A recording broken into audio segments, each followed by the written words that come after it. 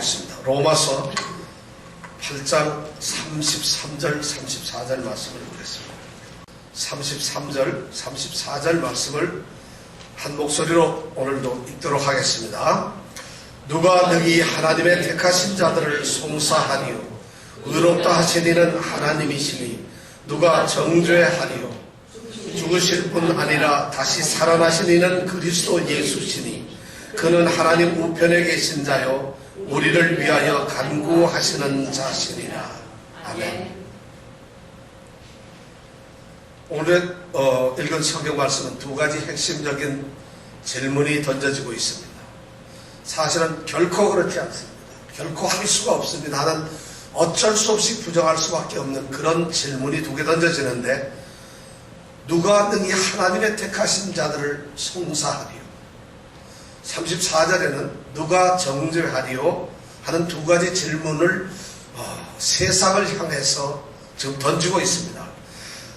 우리 그리스도인들, 성도들은 누구냐 하면은, 여러분들, 우리가 성도인데, 성도는 분명하게 생각해야 될 것이 구원을 받은 사람들이라 하는 것이에요. 이 구원의식이 없으면은 성도가 아닙니다.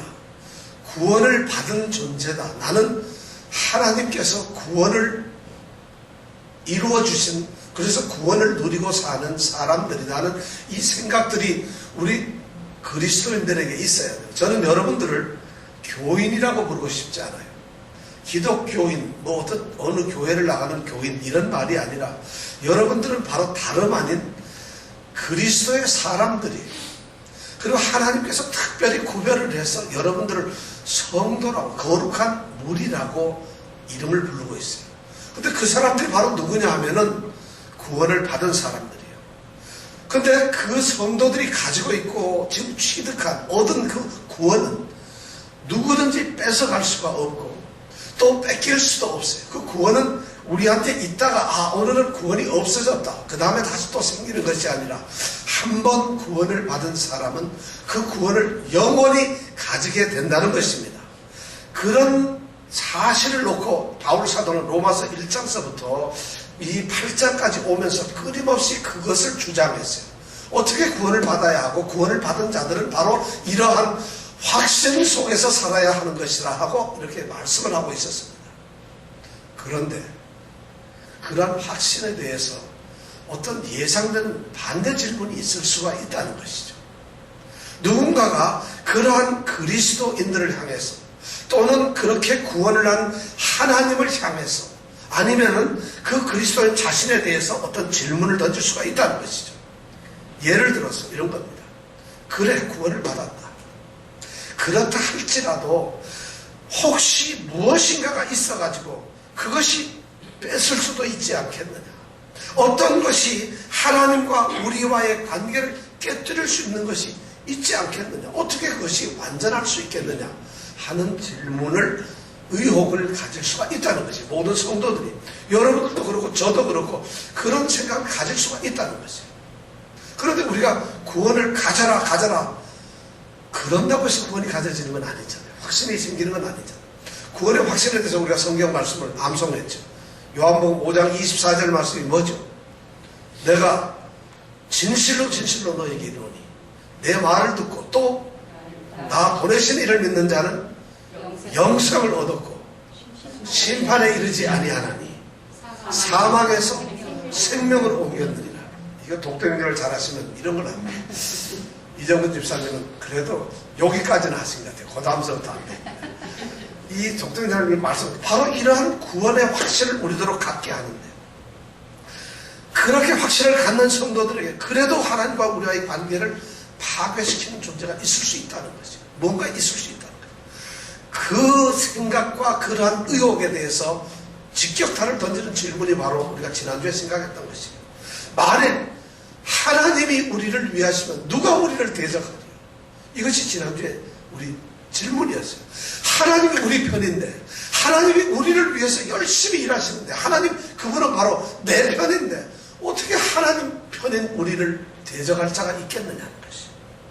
물론 대적할 만한 세력들이 있습니다, 이 세상에는. 그리고 그들은 끊임없이 하나님의 사람이라 할지라도 대적을 하려고 한다는 것이죠. 그러나 그 대적은 보잘것이 없다는 것이죠. 우리는 그 대적을 물리칠 수가 있다는 것입니다. 왜냐하면 단 한마디예요. 하나님이 우리를 위하시기 때문에. 하나님 그분이 우리를 위하시는데 어떻게 대적을 한들 이겨낼 수 있겠어요? 자기 아들을 아끼지 아니하시고 우리를 주시는 분이에요. 근데 그 아들과 함께 모든 것을 우리에게 주시기로 약속을 하신 분이에요. 그런 증거를 봐도 그분이 바로 우리를 위하시는데 그분이 누구예요? 이 세상을 만드신 창조자죠. 이 세상의 모든 것을 당신의 뜻대로 움직여 가시는 주권자 아닙니다. 그리고 그분이 누구예요? 무엇이든지 할 수 있는 전능하신 분이라고 성경은 말하고 있지 않습니까? 바로 그 하나님이 우리를 위하시는데 무엇이 도대체 우리를 하나님과의 관계에서 깨뜨릴 수 있겠어요? 내가 지금 이 누리고 있는 이 행복한 구원의 삶을 뺏어갈 수가 있겠느냐는 것이죠. 여기까지 우리는 지난주 8장 31절, 32절 말씀을 통해서 생각을 했습니다. 아마 여러분들 지난주에 그래 나는 구원의 확신을 분명히 가지고 있어. 절대 내 구원을 뺏어갈 사람이 없어요. 이 세상에 사탄이 뺏어가겠어. 이 세상에 내가 비록 살고 있지만 세상에 나를 흔들 수가 있겠는가? 아니 이 세상에 내가 가질 수 있는 유혹된 모든 것들, 뭐 돈이고 명예고 건강이고 모든 것들이 우리의 구원을 유혹하고 뺏어갈 수 있겠는가? 불가능하다는 것을 우리는 지난주에 생각을 했어요. 우리 성도들이 지난주에 분명히 그런 생각을 저는 가졌으리라고 확신합니다. 그럼에도 불구하고 오늘 또 다른 질문이 우리에게 던져지고 있다는 것이죠. 그건 뭐냐면 그런 확신을 가진 사람들에게 또 어떤 질문이 오느냐 하면은 이런 거예요. 그래 내가 구원의 확신을 가지고 있어. 그리고 나는 구원을 받은 사람이 틀림없는데 자 나는 그리스도인이고 나는 성도야. 여러분들이 그렇게 생각하시죠? 저도 그렇게 생각을 합니다. 나는 그리스도인이다. 나는 성도다. 그런데 내 자신을 이렇게 돌아다 봅니다. 나 같은 사람이 그리스도인이라고? 내 마음속에 일어나는 끊임없는 죄의식들, 죄의 생각들, 그리고 어떤 유혹들, 그리고 내가 지금 내 자신을 잘 알잖아요. 내가 하고 있는 행동들, 내가 꿈꾸는, 내가 추진하는, 내가 생각하는 이런 일들을 가만히 생각해보면 아이고 내가 그리스도인이 아닌 것 같아요. 나는 죄인인 것 같고 내 속에는 끊임없이 죄에 대한 욕구들이 있다는 것이죠. 우리가 그런 것이 있어요. 그러면 이런 내가 어떻게 그리스도인일 수 있고 구원을 받을 수 있단 말인가? 아무리 하나님이 위하시지만 내 인간 꼬라지가 그게 아닌데 내가 얼마나 남을 미워하느냐, 내가 얼마나 남에게 시기 질투를 하느냐, 내가 얼마나 나를 드러내기 위해서 교만하느냐, 그리고 내가 얼마나 내 자신이 모든 것을 할 수 있다고 하나님을 무시하느냐, 내가 얼마나 하나님의 말씀대로 살지 않는 것인데 이런 것을 하나하나 짚어가기 시작하면은 우리는 도대체 구원의 확신을 가질 수가 없어요. 이런 나 같은 존재는 구원을 받을 수가 없다. 나는 그런 자격이 되는 사람이 아니라는 것이죠. 나는 그러한 능력도 없고 그런 존재가 근본적으로 아니라는 생각을 갖게 된다는 것이죠. 그런 것이 끊임없이 우리를 못 살게 굴 수가 있다는 것이죠. 그런 질문이 던져질 수가 있다는 것입니다. 혹시라도 누군가가 나를 하나님의 심판 앞에서, 하나님 앞에서 하나님 보세요, 이 사람이 성도라고요? 천만에요. 이 사람은 죄인, 이 사람은 죄를 짓는 사람들이에요. 죄의 의식이 가득 찬 그런 사람이라고 혹시 고소할 수 있지 않겠느냐? 하나님 앞에서 그렇게 대들 수 있지 않겠느냐? 그리고 하나님 이 사람은 죄인이니까 죄인이라고 유죄 판결을 내리세요 할 수 있는 사람이 있지 않겠느냐는 것이죠. 실제 어떨까? 저는 이 말씀을 묵상을 하면서 바울 사도는 저 하나님께서는 놀랍게 성도들에게 바로 그러한 것을 지금 말씀을 하고 있다는 것이에요. 그럴 수 있다는 것이에요. 바로 33장 33절 34절은 그러한 질문에 대해서, 그런 예상되는 질문에 대해서 분명하게 우리에게 대답을 해주고 있어요. 그렇게 생각하지 말라는 것이에요. 그렇게 너희들이 그리스도인들은, 성도들은 생각해서는 안 된다는 것입니다.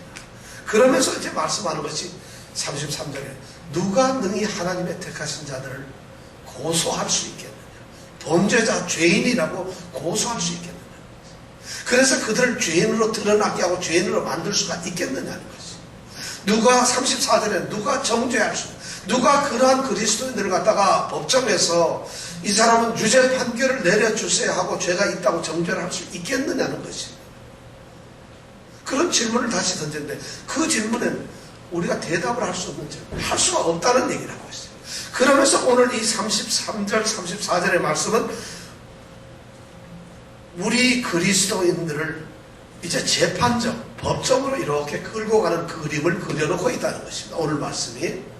이 말씀이 바로 그런 거예요. 고소, 정죄 이런 것들은 예를 들어 어떤 사람이 송사를 이룬다. 소송의 사건을 일으켜낸다든가 그것을 가지고 또 소송을 통해서 범죄 사실을 인정하고 유죄 판결을 내리는 건 법정에서만 있을 수 있는 일인데 바로 그 법정의 재판장이 하나님이신데 그것이 오늘이든 또는 종말의 마지막 그 순간이든 심판대 앞에 세워졌든지 그렇게 고소를 할 수가 있지 않겠느냐는 것이에요. 여러분 저는 그런 생각이 듭니다. 사실. 그럼 누가 고소할까? 고소할 수 있는 존재가 있다는 것이에요. 그것이 바로 성경은 사탄이라는 것이죠. 우리 예수를 믿는 사람들에게 끊임없이 우리에게 그런 마음을 불어넣어가지고 우리로 하여금 자꾸 죄의식을 갖고 무력하게 만들어가는 것이 있다. 그것이 바로 마귀라고 하는 것이죠. 이 마귀는 이 헬라어로 디아볼로스라고 합니다. 우리 요새 게임 하는데 디아블로, 김데이빗 디아블로라는 거 있죠. 이 디아블로 게임이 있는데 이 스타크래프트라고 하는 게임이 1세대라고 그 다음에 디아블로라는 게 요즘에는 뭐 롤드컵이라는 게 있어요. 여러분 혹시 롤드컵이라고 들어보셨어요? 롤드컵이라고 했는데 이거 지난주에 LA에서 롤드컵 이 챔피언 결정전이 있었는데 1등을 한 사람이 상금이 얼마 줬어요? 100만 불이에요. 이게 뭐냐? 게임이에요, 게임. 옛날 같은 게임하면 난리 나요. 롤드컵이라는데 이게 3명 정도나 4명 정도가 3명이 팀을 이루어가지고 시합을 하는 최근 나온 게임인데 그래가지고 그 관중이 얼마나 모이죠? 10만 명이 넘게 모였어요. 그 게임을 하는데. 그럼 그걸 영상을 쏘아서 딱 중계를 합니다. 저기다. 그럼 3명이 저쪽에서 이쪽 3명이 이제 막 싸우는데 한국 SK팀이 우승을 했어요. 처음으로 우승했어요. 근데 그거 게임을 하는 거 이렇게 보면은 중계를 하고 중계 아나운서까지 막 이렇게 해가지고 아나운서가 중계하는 사람이 수십 명이에요. 세계 각국에서 왔어요. 왜냐면 이 IT 산업에서 이거는 지금 어떻게 보면 게임 기술이나 이런 것이 첨단 기술을 이제 시합을 하는 거예요. 근데 한국이 이때까지는 준우승 이렇게 하다가 이번에 우승을 했어요. 게임도 안 되게 우승을 했어요. 그러니까 세계가 열광을 했는데 아마 다음 이 롤드컵은 한국에서 한다는 것 같은데 여러분 옛날에 우리가 게임하는 거 보면 우리 애들한테 혼내잖아요. 이제는 게임이 강제를 하고 권장을 해야 돼요. 그래서 1등 하면 어떻게? 팔자가 달라져요. 옛날에 우리가 당구장에 이렇게 다니면은 그놈의 동네에서 아주 불량배야. 당구장이나 쫓아다녔는데 지금은 당구장이라는 데가 당구라는 것이 아시안 게임 조금 있으면 올림픽에 경기가 됩니다. 그럼 거기서 당구를 잘 쳐서 1등을 하게 되면 어떻게 돼요? 세계적으로 국위를 선양한 국가의 대단한 사람이 돼요. 그리고 당구 이거 잘해가지고 지금도 전 세계 당구 대회가 있죠, 그죠? 당구 대회가 지금 월드컵 이런 것처럼 이렇게 시리즈를 만들어 돌아다니면서 하는데 1등을 할 때 보통 한 20만 불의 상금을 줍니다. 1년에 6번 게임이 있어요. 그것만 열심히 잘해도 1년에 1등만 하면 100만 불을 넘게 벌어요. 당구를. 당구장 열심히 보냈어요. 게임 하면은 문 딱 잠그고 나오지 마라 게임 해가지고 1등 해라 하고 이렇게 해야 된다는 건가요? 세상이 그렇게 달라졌나요? 근데 이거 왜 이런 얘기를 했는지 모르겠네요. 이 마귀라는 놈들이 우리를 고소하는데 마귀가 이 헬라어는 디아볼로스라 그래요. 근데 게임의 이름을 가지고 디아볼로라고. 그런데 실제 그런 게임을 하는지 모르겠어요. 디아볼로스라고 하는데 이 사람 디아볼로라는 이 사탄 마귀들이 우리를 하나님께 그래 고소를 하는 거예요. 이 마귀나 디아볼로스라는 말은 비방한다는 또는 중상모략을 한다는 이런 뜻을 가지고 있거든요. 그런 것들이 우리를 하나님 앞에 이제 막 비방을 하는 거예요. 성경에도 보면 그런 사실이 있어요.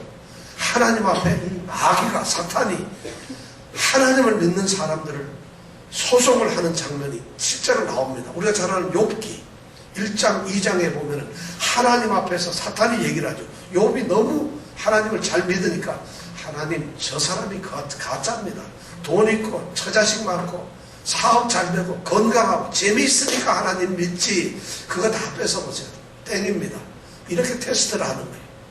그런데 욥이 실제로 그런 하나님께서 그래? 그럼 욥에게 한번 시험 한번 해봐라.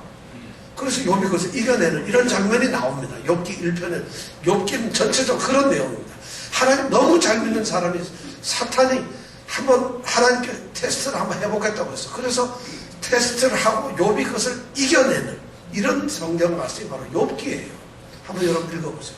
그것뿐만 아니라 스가랴서라고 하는데 스가랴 선지자가 쓴 그 스가랴 3장에 보면은 1절부터 10절까지 똑같은 그런 장면이 나와요.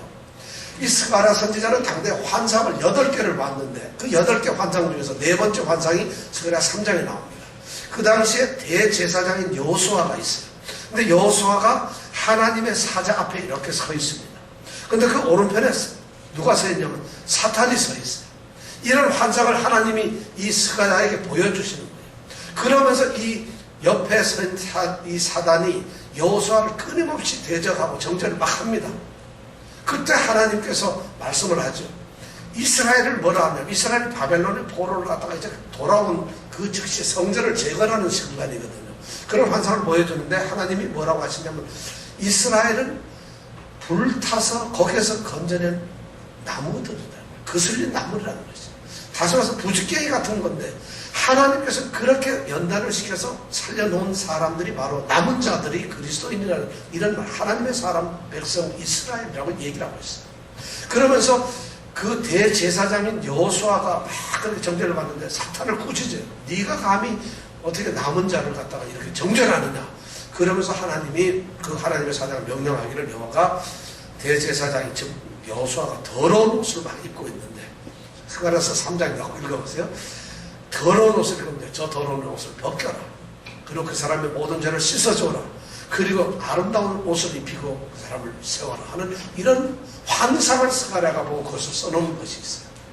이렇게 사단은 성경에 보니까 마지막 날에는 우리에게 그렇게 고소를 합니다. 그럼 사단이 이 고소를 하는 방법이 뭘로 할겠어요? 사단이 고소하는 방법이 오늘 성경 말씀을 우리가 잘 생각해 보면 한 서너 가지가 있을 것 같아요. 첫째는 우리 믿는 사람들을 사탄이 어떤 방법으로 우리를 갖다가 정죄를 하려고 고소를 하려고 하느냐 하면은 다른 사람을 이용합니다. 예를 들어서 여기 손준 집사님이 있는데 신앙생활을 잘하는데 다른 사람들이 보고 저 사람이 무슨 신앙생활을 잘하는 사람이고 저 사람이 예수 믿는 사람이야? 이런 식으로 비판을 하게 한다는 것이죠. 우리 믿는 사람들은 세상에서 그런 비판을 받고 사는 사람들입니다. 정상적 신앙생활을 잘하고 이렇게 하는데도 우리는 열심히 하나님을 섬기고 예수를 믿으며 사는데도 세상 사람들은 저런 사람들이 그리스도인일 수는 없다고 비판을 한다는 것이죠. 그런 비난을 한다는 거예요. 이게 바로 사탄 마귀가 그런 전략을 써요. 그래서 어떻게 하든지 예수 믿는 사람을 끌어내려고 해요. 그런 것뿐만 아니에요. 또 어떤 것이 있느냐면 우리 양심이라는 것이 있어요. 우리 스스로 가만히 생각해보면 내가 정말 그리스도인 맞아? 나 같은 존재가? 사탄이 그런 마음을 우리 속에 넣어줍니다. 여기 계시는 분 중에 그런 생각 한 번도 안 가지신 분 있으세요? 없을 거예요. 아마 정직해지세요. 전부 다. 그런 생각이 있다. 나 같은 사람이 무슨 구원을 받고 하나님 믿어. 나는 그냥 예배다 왔다 갔다 하는 사람이야. 나는 도대체 예수 믿는 거에 관심이 없어. 이렇게 혹시 말할지도 모르겠어요. 그렇게 양심이 우리를 끊임없이 그렇게 자극을 줍니다. 그래서 우리를 정죄하고 고소하려고 그래요. 사탄이 그래요. 그것뿐만 아니에요. 지금 이건 뭐 재판장의 법정이잖아요. 근데 법정에서 또 고소를 하는 것이 뭐냐면은 바로 율법이라는 것이에요. 사탄은 우리 그리스도인들에게 얘기합니다. 네가 율법을 잘 지키느냐? 법대로 네가 살아가고 있느냐 하는 것이에요. 왜냐하면 재판이라는 것은 법에 의해서 판결을 내려야 되는 것이잖아요. 그런데 이 율법이 뭐예요? 하나님께서는 제일 처음에 인간과 우리와의 관계를 갖다가 그냥 사랑의 관계가 아닌 언약의 관계로 만드셨어요. 에덴 동산에 보면 하나님과 우리의 관계가 하나님께서 계약을 하셨다는 것이에요. 여러분 이것을 잘 들어보세요. 하나님이 우리하고 계약을 했는데 무슨 계약을 했냐면 무조건 동산에 있는 거 모든 거 다 먹어도 좋은데 하나 먹지 말라고 하는 것이 있었죠. 그런데 그걸 먹는 날에는 너는 죽는다 하는 이런 계약을 맺었어요. 그럼 하나님은 그거를 인간이 지켜주기를 원했고 그걸 지키기만 하면 절대 인간을 죽이지 않는 축복을 내리고 뭐든지 할 수 있는 축복을 주셨어요. 그리고 인간이 정말 하나님과의 관계에서 철저하게 계약 관계로 하나님을 잘 말씀을 지키는가를 보시려고 하시네요. 그런데 인간은 그 계약 관계를 받고 나서 그 계약을 지키기만 하면 모든 것이 행복한데 인간은 그 계약을 깨뜨려버리고 말죠. 그래서 인간은 범죄를 하게 됩니다. 계약 관계가 깨어져 버리고 그렇게 됨으로 인해서 인간은 저주를 받게 되고 그것이 바로 죄가 되고 죄의 결과가 뭐죠? 죽음이라는 거죠. 그렇게 인간은 죽게 되었다는 거죠. 그러면서 하나님께서 그들을 추방시키면서 그리고 하나님은 그래도 그들과 끊임없는 계약 관계를 이루시는데 그것이 바로 율법이라고 하는 거죠. 노아에게도 율법을 주셨고 아브라함에게도 율법을 내리셨죠. 할례라고 하는 것은 하도록 하도록 했어요. 그리고 나중에 모세를 통해서 이스라엘 백성들의 율법을 주셨어요. 율법은 하나님이 만드신 것이고 하나님이 주신 것인데 그 율법을 가지고 이 마귀가 유혹을 하는 네가 하나님이 주신 그 율법을 잘 지키고 있느냐는 것이죠. 어떠세요? 여러분 율법대로 성경의 말씀대로 우리가 잘 살아갈 수 있을까요? 이것이 고소가 될 수 있다는 것이에요. 그런데 이렇게 고소는 끊임없이 오는데 바로 그러한 갈등 속에서 내가 혹시 고소당함을 하나님 앞에서 최후에 섰을 때 또 하나님께서 나를 보실 때 이제 봤더니 이 친구는 죄인이었구만 해서 내가 하나님 앞에 죄인으로 드러나서 내가 하나님 앞에 유죄 판결을 받고 구원은커녕 형벌을 받으면 어떻게 될까? 이런 생각들이 있을 수 있다는 것이죠. 그런데 그 고소를 할 수 있는 그것에 대한 답변을 우리에게 두 가지를 주셨어요. 첫째는 뭐냐면 우리를 의롭다 하신 분이 하나님이라는 것이에요. 오늘 33절에 보면 누가 너희 하나님의 택하신 자들을 송사하리요 의롭다 하신 이는 하나님이에요. 하나님이 누구세요? 하나님이 우리를 의롭다 하셨는데 바로 그 재판장에서 그 재판정에서 재판을 하고 있는 재판장이 누구시냐면 하나님이에요. 그런데 그 하나님이 우리를 보고 의롭다고 판결을 하셨다는 것이에요.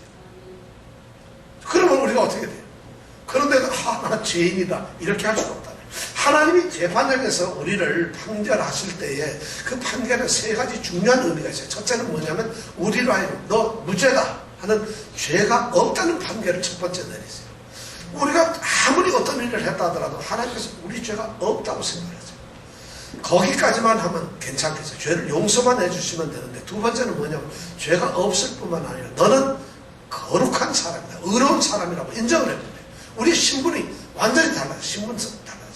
근데 이렇게만 해도 좋은데 그것이 뭐냐면 죄를 무죄를 선언하고 그렇게 된 것이 어떠냐면 과거의 죄, 현재의 죄, 그리고 앞으로 우리가 죽을 때까지 가는 모든 죄를 갖다가 영원히 용서하셨다. 성경의 말씀은 그거예요.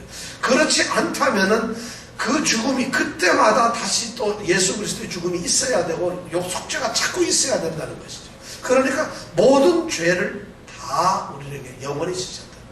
그러니까 우리는 하나님이 너를 의롭다고 판결을 하셨다면 그 의로운 판결은 영원히 우리에게 있다는 것이에요. 우리는 과거의 죄 때문에 절대 우리가 죄인이 될 수가 없어요. 고소를 당할 수가 없어요. 현재의 죄도 말할 것도 없고 장차 우리에게 주어질 미래의 죄도 우리는 그거에 대해서 고소를 받을 필요가 없다는 것이에요. 어떠세요? 하나님이 재판이에요. 의롭다고 하신 분이에요. 더군다나 잘 생각해보면 사단이 말이죠. 양심과 율법을 가지고 끊임없이 우리를 갖다가 정죄를 할 텐데 그 율법을 만드신 분이 누구예요? 하나님이에요. 율법에 대해서 뭐든지 더 잘하시고 율법의 요구를 가지고 율법을 이렇게 해라 명령을 하시는 분이 바로 하나님이시라는 것이에요. 그런데 하나님께서는 우리에게 율법을 주셔가지고 그것을 주장하시고 율법이 뭘 하도록 하라 하는 것을 자기 아들을 통해서 율법을 완성시켜버리고 말았다는 것이죠. 그 아들을 통해서 우리가 죄를 지으면 죽어야 되는데 그 죄를 지어서 죽는 그 사실을 아들을 통해서 다 해버렸다는 것이죠. 그러니까 우리는 아무런 율법의 문제가 없어졌어요. 왜냐하면 율법이 말하는 모든 것을 내가 해야 됨에도 불구하고 바로 그분이 하셨다. 율법이 너 죄인이야? 오케이, 너 죄인이면 율법에서 정한 대로 죽음이다 해서 죽어. 그래서 우리가 그 죽음에 가야 되는 것인데, 그것을 육체를 가지고 이 땅에 오신 예수님한테 대신 죽도록 만들었어요. 우리는 이제 율법을 다 이루어버린 거예요. 내가 이루어야 될 율법의 그 모든 것을 이루어버렸었어요. 그러니까 우리는 이제 더 이상 죄인이 아니에요. 그뿐만 아니에요. 이 율법이라고 하는 그러한 테두리 속에서 우리가 살고 있고 끊임없이 율법을 지켜야 되는데, 하나님이 율법에서 우리를 건져내시고 난 다음에 또 어떤 일을 하세요? 이제는 너희들은 자꾸 율법에서 살지 말고 이제는 어디서 살아? 은혜 안에서 살아라. 우리를 은혜 안으로 옮겨버렸어요. 그러니까 우리를 지배하고 이타까지 묶고 있던 율법이 우리는 더 이상 없는 거예요. 그래서 우리는 율법에서부터 완전히 무죄선을 받고 해방이 됐다는 것이죠. 무죄선을 받고 해방이 되어가지고 이제 율법에 대해서는 우리하고 관계가 끝났어요. 그리고 우리는 율법이 더 이상 우리를 주장하고 우리를 다스리는 어떤 근거의 법이 되질 않아요. 그러니까 율법은 없어진 것이 우리에게. 그리고 하나님께서는 율법 대신 이제 너희를 주장하고 너희를 다스리는 새로운 법을 주겠다. 그것이 뭐냐? 은혜라는 것이. 성경이 말. 그러니까 우리는 어느 속에 있다고 지금요? 은혜 안에 있다는 것이에요. 은혜라는 건 뭐예요? 값없이 주는 것이에요. 무조건 주는 거예요. 상대가 어떻든 하나님이 그냥 주시는 거죠. 이것이 바로 우리가 절대 소송을 받을 수 없다는 것이죠. 하나님이 재판장이시기 때문에 그렇다는 것이죠. 거기까지만 하면 좋은데, 오늘 두 번째 말씀에 보면 더 엄청난 말씀이 있어요. 그 말씀이 뭐냐면, 우리는 하나님의 택하신 자들, 누가 능히 하나님의 택하신 자들을 송사하냐? 하나님이 선택한 자들을 누가 송사할 수 있겠느냐? 고소를 할 수 있겠느냐는 것이. 이 말씀이 얼마나 소중한 말씀인지 모르겠어요. 바로 이 말씀 때문에 제가 이 말씀을 읽으면서, 그렇구나. 우리 성도들이, 아니 저도, 우리 성도들이, 제가 다 눈이 까막눈으로 있었어요. 제 신앙의 모습이 너무 하찮았어요. 저는 제가 목사고 하나님의 말씀을 전하고 말씀을 연구하고, 그리고 이렇게 저는 그대로 살려고 하는 이런 사람으로 생각했는데, 천만의 말씀이에요. 그것이 아니라는 거예요. 오늘 이 말씀에 보니까 누가 능히 하나님의 택하신 자들을 송사하니, 우리는 하나님이 선택한 사람이란 이 말이에요. 이 말이 여러분들에게 똑같이 느껴지기를 바랍니다. 하나님이 택하신 것. 이 말씀은 그리스도인, 성도라는 말을 다른 말로 표현할 때 이렇게 써요. 우리는 하나님의 택하신 자라는 거죠. 지금 로마서 우리 8장 28절에서 30절까지 나와 있는 말씀들, 그 말을 한마디로 뭉뚱거리면은 하나님의 택하신 사람이라는 거예요. 8장 28절부터 무슨 내용이죠? 하나님을 사랑하는 자, 하나님의 뜻대로 부르심을 받은 자, 미리 하나님이 아신 자들, 하나님이 미리 결정을 해놓고 선택한 자들, 그리고 하나님이 부르신 자들, 그리고 하나님이 의롭다고 하신 자들, 그리고 하나님이 영화롭게 만든 자들, 이런 말을 한마디로 딱 하면은 하나님이 선택한 사람. 우리 모든 사람들이 하나님의 선택된 사람이라는 이 말씀이 그래 중요하다는 거예요. 하나님이 우리를 자신이 소유하고 자신이 가지고 자신이 간직할 하나님의 백성으로 뽑아놨다는 거죠. 이 많은 사람들 중에서, 모든 백성들 중에서 하나님이 저건 내 것으로 만들기 위해서, 소유하기 위해서 그 중에 많은 사람들을 골랐어요. 선택을 하셨어요. 그리고 선택해서 그 사람을 구별해 놓고, 이 사람은 내가 선택한 사람이다. 이것이 바로 하나님의 택하신 백성이라는 것이죠. 여러분, 이런 의식을 가져야 된다는 것이죠. 하나님이 이렇게 선택을 한 사람을, 누가 그 하나님이 뽑아놓은 사람을 고소를 할 수가 있겠어요? 도대체 누가 감히 그를 고소를 할 수 있겠어요? 저는 이런 의식이 우리 성도들에게 있어야 된다고 생각합니다. 우리는 예수 믿는 그리스도인이 되려고 노력하는 사람들이 아닙니다. 우리는 예수를 믿으려고 결심하는 그런 사람이라고 우리 자신을 생각해서는 안 된다는 것이죠. 우리는 나는 그래도 그리스도 안에서 참된 사람이 되고 싶다, 선한 사람이 되고 싶다, 이런 생각을 갖지 말라는 것이, 그런 생각을 하면서 살지 말라는 것이에요. 야, 나는 교회 다니는 사람이로구나, 이런 생각도 갖지 말라는 것이에요. 나는 교회에서 직분자다, 나는 이제부터 예수를 믿으니까 선한 사람이다, 이런 생각에서 벗어나라는 것이, 오늘 이 말씀은 그렇게 생각을 하지 말라는, 그렇게 생각을 하면 할수록 우리 자신이 초라해지고 약해집니다. 교회를 다녔기 때문에 어쩌다는 거지. 여러분이 예수를 믿으려고 열심히 노력했기 때문에 뭐가 어땠다는 것이에요. 지금 오늘 말씀은 그런 사람들에게 사탄이 얼마나 네가 뭘 믿는데 뭘 잘해? 네가 예수 교회를 그렇게 열심히 다녔어? 네가 뭐를 하고 있어요? 네가 그래 교회에서 목사야? 장로야? 집사야? 그래서 어쩌다는 것이냐? 이것이 사탄이 고소할 수 있다는 근거예요. 그래가지고는 하나님께서 말씀하는 이런 게 누가 능히 하나님의 택하신 자들을 송사하려 이 말씀에 합당치 않다는 거예요. 우리 그리스도인들은 제발 부탁인데 그렇게 생각하지 마세요. 이제는 내가 그런 사람이 아니라 나는 하나님이 선택한 사람이다. 우리의 의식이 달라져야 돼요.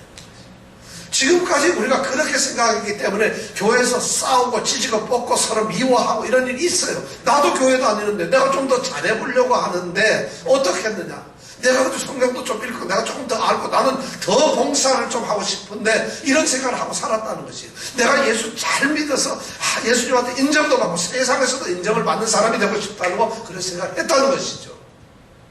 그러니까 그거는 내가 오래 50년 100년 평생을 내가 예수를 믿었다고 이런 것이 우리에게 신앙의 계급적으로 되어서 그것이 우리가 마치 신앙생활하는 그리스도인의 어떤 렛대르라고 생각했어요. 그런 모습으로 산다고 생각했어요. 그 말씀에 무참하게 오늘 깨뜨리는 말씀이 뭐냐면 하나님의 택하신 자라는 것이에요. 우리는 아무것도 한 게 없어요. 우리는 아무것도 할 수도 없어요. 우리가 보잘것없이 어떤 존재인지 그것이 중요한 것이 아니에요. 우리가 어디에 서 있든지 우리가 무슨 가문에 태어났든지 어떤 학문을 배웠든지 무엇을 소유하고 있든지 우리가 지식이 얼마나 있든지 우리가 얼마나 뜨거운 열정을 가지고 있든지 이것이 중요한 것이 아니라는 것입니다.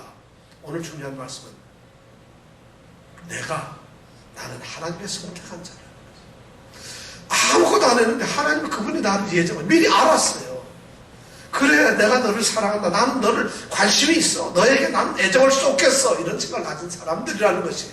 그리고 그 애정을 가지고 관심은 그것이 언제 창세전서부터 성경이 말하는 그리스도인이라고 하는 것은 바로 그런 개념이거든요. 어느 날 갑자기 이 사람을 내가 그리스도인으로 만들어야지 하는 하나님의 결정이 아니라 창세전부터 성경은 그렇게 얘기를 하고 있어요. 하나님이 세상을 만들기 전서부터 그리스도인을 구원하시기로 예수를 믿는 사람을 구원하기로 결정을 해주셨어요. 그러면서 내가 바로 그러한 존재라는 것이에요. 옛날부터 하나님은 미리 아셨어요. 나는 1년밖에 안 됐는데 난 예수 믿는데 3년밖에 안 돼서 예수 아직도 잘 몰라요. 그런 말씀을 하지 말라는 것이 그것이 잘못되어 있다는 것이에요. 왜냐하면 하나님이 선택을 하셨기 때문에. 바울은 하나님을 믿었나요? 전혀 믿질 않았던 사람, 하나님을 경배했지만은 예수를 믿지 않은 사람인데 그 사람조차도 하나님 예수께서는 만나주시고 그를 선택하시는 거예요. 왜냐하면 그는 선택을 받았던 사람이기 때문에 그렇다는 것이에요. 하나님이 선택하신 자. 이런 마음을 가지고 있으면은 겁날 게 없지요. 하나도. 내가 뭐를 하려고 하면 두려워요. 나의 능력이나 내 형편을 내가 너무 잘 알거든. 나의 위치를 내가 너무 잘 알거든. 그러니까 두려울 수밖에 없어요. 그러니까 안 될 수밖에 없어요. 그러니까 모든 것이 내가 하려고 하니까 뭐가 잘 되겠어요. 내 자신 하나도 제대로 처리 못하는데 내가 뭐가 그래 완전하겠어요. 많은 사람들이 다른 사람과 비교해서 내가 뭐가 잘난 게 있겠어요. 우리가 얼마나 내가 잘난 것처럼 생각을 해요. 이거는 이래야 되고 저래야 된다. 교회가 이렇습니다. 믿음이란 이렇습니다. 하나님을 섬기는 건 이렇습니다. 우리가 주장을 하지만은 하나님 말씀보다도 더 앞서는 게 뭐가 있겠어요. 그런데 하나님께서 그 말씀 가운데서 성경을 통해서 우리에게 딱 직격탄을 터뜨리는 것이 뭐냐면 내가 너를 선택했다는 거예요. 너는 바로 내가 선택한 사람이야. 그런 사람이 어떻게 죄책감을 가질 수 있어요? 바로 그런 사람을 위해서 하나님께서는 바로 그 사람 때문에 하나님께서는 모든 것을 하셨어요. 이 세상에 하나님이 하시는 모든 역사는 바로 하나님이 선택한 그 사람을 위해서 하나님이 하시는 일이에요. 다른 사람들, 다른 거 다 필요 없어요. 그 사람들 먹고 살고 잘 사고 그런 것은 중요한 것이 아닙니다. 왜냐하면 그들의 결과가 정해져 있기 때문에 뻔한 것이잖아요. 그런데 하나님은 실제로 이 세상을 창조하시고 하는 것이 하나님이 기쁘심을 위해서인데 가장 기쁜 존재인 바로 그 사람들을 선택해 놓은 그 사람들을 통해서 하나님이 기쁨을 얻으신다는 것이죠. 그럼 내가 선택된 자 안에 들어갔다는 것은 모든 것이 끝났다는 것이에요. 더 이상 얘기할 것이 없다는 것이에요. 그런데 하나님이 그렇게 선택한 사람을 누가 고소를 해요? 그 사람에게 대들어요? 어림도 못하는 것이죠. 저는 우리 사랑하는 성도들이 바로 오늘 이 말씀을 정말 마음에 새기기를 원합니다. 나는 예수 믿고 교회 다니는 사람이 아니라 하나님께 뽑힌 사람이야. 하나님이 선택한 사람이야.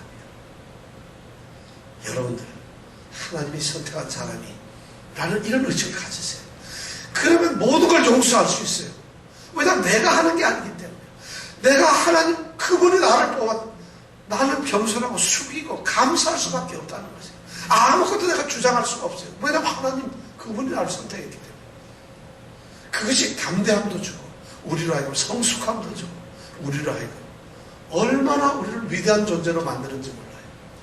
이제는 하찮은 존재 아니에요. 여러분들 교회 나가기 힘들어가지고 찡찡거리고 뭐 예수를 믿는 것이 어떻게 막 그냥 자기의 어떤 힘든 고난의 길이고 감투처럼 느껴지기도 하고 뭐 어떤 것이 있다면 이제 다 내려놓으세요. 중요한 것은 내가 하나님의 선택자라는 이러한 자유를 누리세요. 이 권리를 누리세요. 그러면 그 선택하시고 그런 생각을 하면 하나님이 네가 이제 드디어 제대로 정신을 차렸구나. 네가 누군지 이제 비로소 아는구나. 하나님이 그 사람을 어떻게 하겠어요? 아이고 이런 정신 차려 이놈아 이런 게 아니라 내가 하나님의 택하신 사람이다 하는 의식을 가지면 하나님께서 이제 네가 바로 제정신을 찾았구나. 하나님의 사랑이 쏟아지지 않겠어요? 누가 대적을 하겠어요? 누가 고소를 하겠어요? 누가 그 사람을 감히 오늘 말씀이 33장 이 말씀이 바로 그것이에요. 33절 우리 같이 한번 읽어볼까요? 시작. 누가 능히 하나님의 택하신 자들을 송사하며 의롭다 하시는 이는 하나님이시다. 오늘 우리 사랑하는 성도들이 전 뉴욕에 있는 다른 분들이 어떻게 사는지 모르겠어요. 큰 교회 다니면서 내가 큰 교회 수석 장로인데 내가 큰 교회 담임 목사인데 so what? 그것이 오늘 말씀에서 무슨 의미가 있겠어요? 저는 우리 예수의 교회 모든 성도들이 바로 나는 하나님의 택하신 자다. 이런 의식을 갖는 이 위대한 신앙의 발견을 가지고 살아가시길 원합니다.